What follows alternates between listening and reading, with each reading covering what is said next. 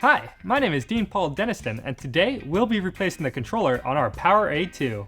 This is a pretty easy process.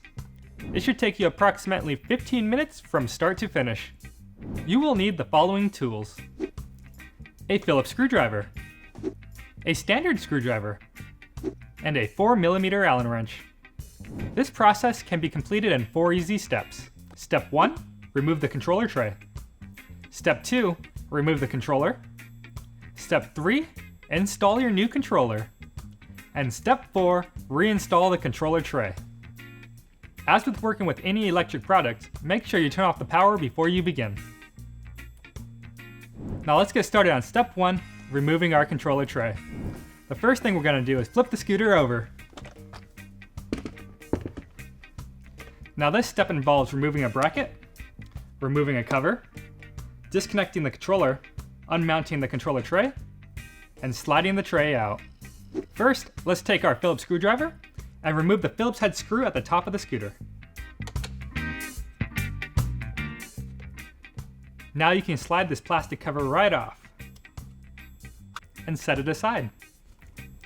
Next, we have to remove 4 Allen head screws to remove the bracket. There are 2 inside and 2 outside. Take your 4mm Allen wrench and remove those screws.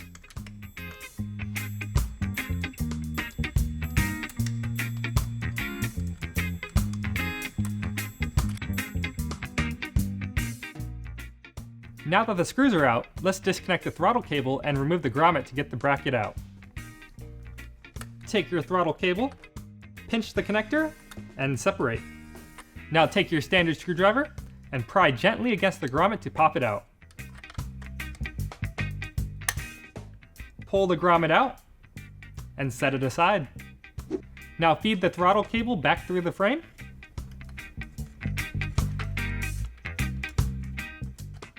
And slide the bracket out. Once it's out, you can set it aside. Now onto removing the controller cover. Take your Phillips screwdriver and remove the 4 screws securing the cover.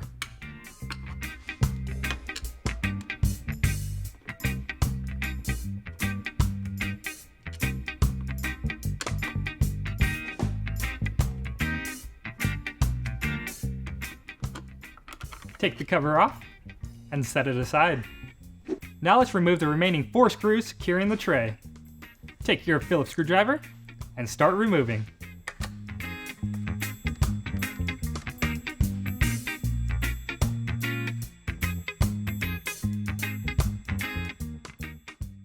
Now at this point, all the screws on the bottom of the frame should be removed. So let's slide the tray up by pressing the power button in so it doesn't get caught on the frame.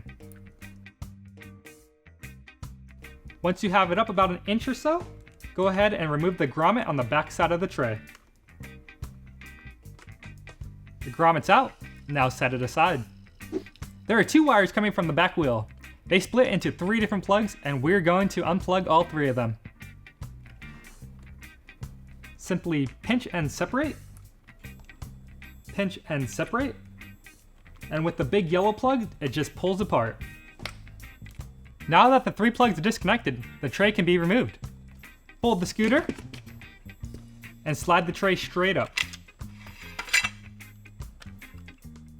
And that concludes step 1, removing our controller tray. Now with the next 2 steps, we don't need the scooter, so you can set that aside. Now on to step 2, removing the controller. We're going to remove every plug in the controller tray. I like to start with the battery. Trace the wires from the battery and find the plug, and simply pull straight apart.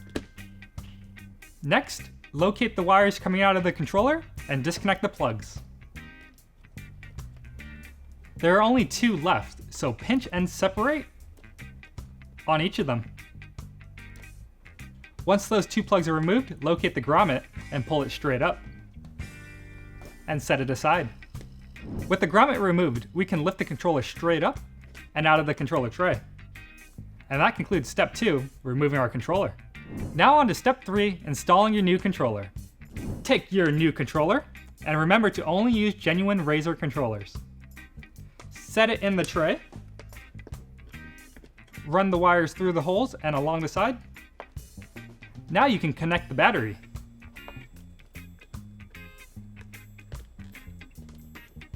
plug in the 2 wires coming from the power switch and charging port.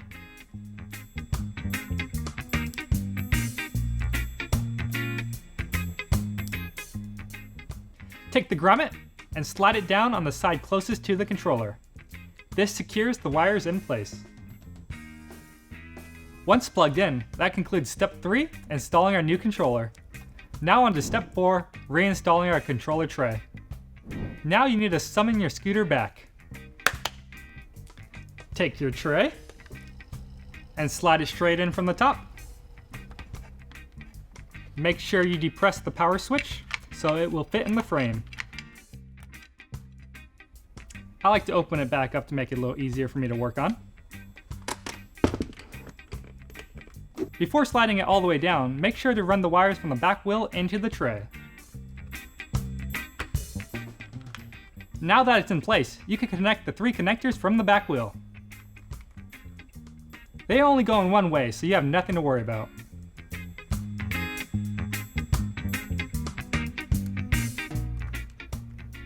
Once plugged in, you are ready to reinstall the grommet. Slide it into place, securing the wires. The grommet's on, now slide the tray all the way down. Take your Phillips screwdriver and your Phillips screws and secure the tray. We're doing the 2 on top and 2 on bottom.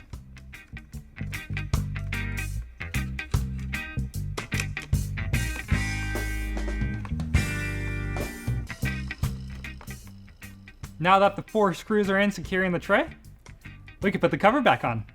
Take your cover, set it in place, and take your screws and your Phillips screwdriver and screw it on. Once the tray's on, let's move up front and put the bracket back in.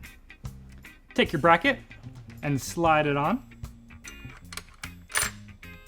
Now take your 4mm Allen wrench and your Allen head screws and secure the bracket.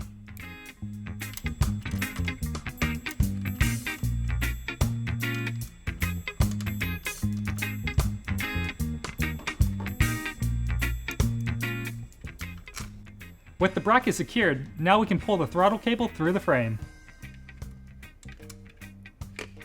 Once through, plug it back in. Now take the grommet, secure the wire in it, and press it into the bracket.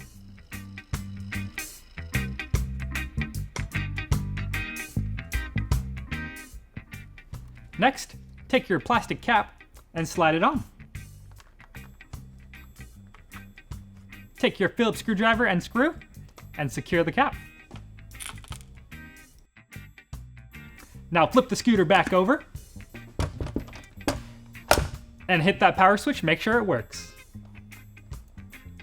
I hope you found our video helpful and informative, but if you are still having any troubles or complications, please feel free to visit the customer support section on Razor.com. Bye bye, little fly.